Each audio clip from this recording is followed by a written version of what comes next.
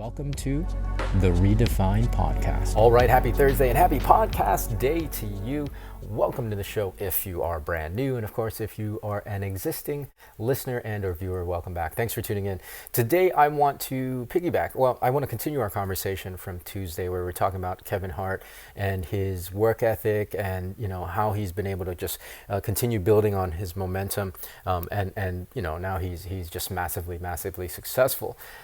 The work ethic conversation is really what I want to get to, and that hustle, that level of just grinding it out, and I wanted to bring this up because I've been thinking about it the last couple of days since I released that episode, because in the modern age, we can mistake that level of grind and that level of discipline and that level of work ethic. We can misinterpret that as the thing that creates the success, right? It's that hustle culture conversation. You got to grind it out. You got to wake up at 4 o'clock in the morning. You got to work, go to bed at midnight. You got to show up before everybody else, and you'll beat out the competition. I mean, you think about Dwayne "The Rock" Johnson, same situation. Of course, I bring him up because they're always together. But that high level of intensity and work and just hustle and sacrifice, blood, sweat, and tears kind of conversation, and that's what it takes to be massively successful. I'm not saying that's not important. Of course, it's very important. You have to have that level of work ethic, but there's so much more to the success equation than just hustle and grind, right? Than just hustle and grind. And I think, again, in this age of sound bites, we can draw that conclusion to the extreme. Well, we see the Dwayne "The Rock" flying around the world, and he flies in his own gym so he can work out at 3 in the morning by himself. All right. Okay. So again, that's important, but the conclusions that we draw aren't exactly accurate. There's so much more nuance to achievement at that high level that doesn't get talked about because of this soundbite world. Now, opposite of the grind energy is another energy. It's a softer energy. It's the allowing energy. It's the flow, right? It's the acceptance energy. And you might hear this in personal development circles. It's very popular now, the self-development circles, where people are talking about the divine feminine and the divine masculine. I don't particularly like that terminology. In the English language, I think there are too many connotations around gender using those words. So I like to think of it more of like an energetic state in the yin and yang, because one gender isn't unique to one specific energy and vice versa, right? We all have both these energies, and we all need to tap into both of these energies in order to, achieve these massive successful levels that we all want to achieve. I mean, you're listening to this podcast or watching this show, but because you want to be, there's something in your life that you're trying to work towards. So it necessitates both these energies because they exist together. You can't have one without the other. The danger of only pushing in one direction, especially the hustle and the grind and that strong energy is burnout, right? Burnout is the first danger, of course, because you're going to be pushing and it drains you. It drains you. The other danger is that to push and then to feel like you're not getting any results or not getting any outcomes that you're trying to get. Not only do you burn out and not get the outcomes, then you get disillusioned because you haven't gotten the outcomes that you're trying to get. And then you start to think, well, it's not possible for me because I haven't gotten it yet, no matter how hard I've pushed. And that's not really true. Of course, it's possible for you, but it's just because you've denied the other side of the energetic spectrum, right? You've denied the yin and the yang. Right? So yes, the grind and the hustle are important, but it's not the only thing. The thing that you also have to include is allowing, right? Allowing whatever to happen, because you can't ultimately, like that strong side of that hustle culture side. I think the deep underlying mindset is that you can control the outcome. You have to force the outcome that you want. If you want to make it happen, you have to make it happen, right? And again, that isn't true at all, because you can't actually control the outcome. You can't force an outcome. The universe is going to give you what it's going to give you. So in the moment, you have to allow what is happening to happen, despite how much you want a different outcome. You just have to allow that to happen. And going back to Kevin Hart's particular example in his early career, where he was getting, just the 3 4 minute 5 minute cameos in these movies, and that was a thing that he was getting all the time, and it took so long for him to break out of that.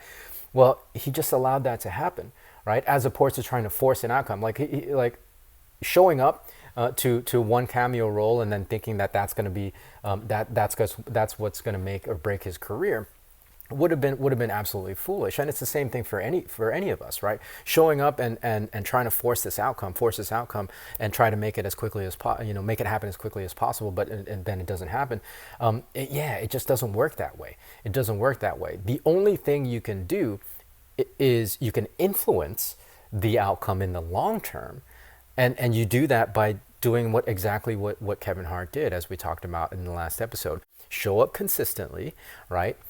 Show up at your best, and show up at your best despite feeling or thinking that this might be insignificant, because there is no such thing as an insignificant task on the way to your success, on the way to the goal that you're trying to achieve, because everything matters, and everything has a purpose. You may not know that purpose in the short term, and you may have to grind, and you may have to fail. You may have to get no results for 6 months, for 2 months, for 2 years, who knows?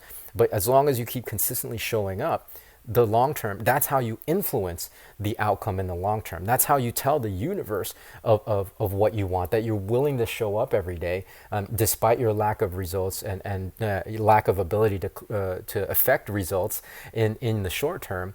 The universe will eventually give it to you in the long term, because you're putting out the energy. Okay, I'm gonna do whatever it takes, despite the short term results, and despite not getting the thing that I want to get right now, right? That comes with allowing. That comes with acceptance. And if you don't accept that, if you're always just pushing and pushing and pushing, it's never because you're always going to be at odds with what the universe is giving you. Then it's going to keep giving you that lesson, right? It's going to keep giving you that lesson until you accept it or until you give up.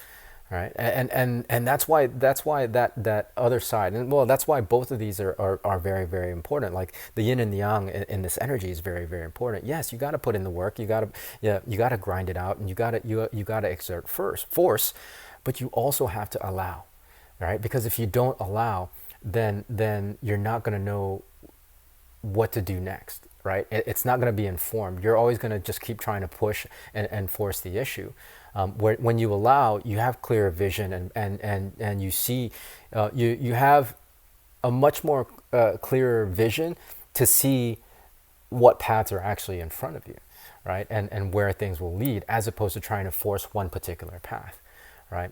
So as you're hustling and grinding, also make sure you allow. Right, both these energies, and you can call them masculine and feminine, the divine masculine and the divine feminine, if that's what you want to call them. But it is that push and that pull, that exertion and that allowing, right? That are both essential to achieving and manifesting anything that you want to manifest in your life, right? All right, so that's my message. Hopefully that's clear. If it's not, message in leave me a comment in the comment section below in this video, and we'll discuss it more. And of course, if you want to, actually, I haven't talked about this in a while. If you want to join our Facebook community, facebook.com/groups/redefine podcast, I think. Redefine community. Sorry, it's been so long. I'll leave the link in the description, but you can join that and you can start conversations there, and that's another place where we can talk about topics, and you can bring up things that you want to talk about that I might make an episode out of. But this bears talking about, because I think I want to bring not an opposing, but I want to bring a complete picture to the conversation of success outside of just hustle and grinding. Actually, a good person to listen to if this is resonating with you is Jessica Zweig. she has a new show. Her podcast used to be called Simply Be, but she started a new show. She's moved on from Simply Be, and she has a show, The Spiritual Hustler, I think is what it is. Again, I'll leave that in the description and the show notes of this episode so you guys can listen to her. I love her stuff, and she's really moving into this kind of accepting the yin and yang of success and manifestation and you know, the law of attraction and achievement, because you can have the things that you want, but you have to have a complete picture. You have to have you know, both the yin and the yang, and create a balance in those energies, if you really want to make it happen, right? All right, so that's gonna do it. I'm gonna go ahead and hop off before I start going off on even more tangents. So, of course, have a great rest of your week. Have an amazing weekend, and we're gonna have a fresh new one on Tuesday. So, until then, be well, be safe. We'll see you in the next episode.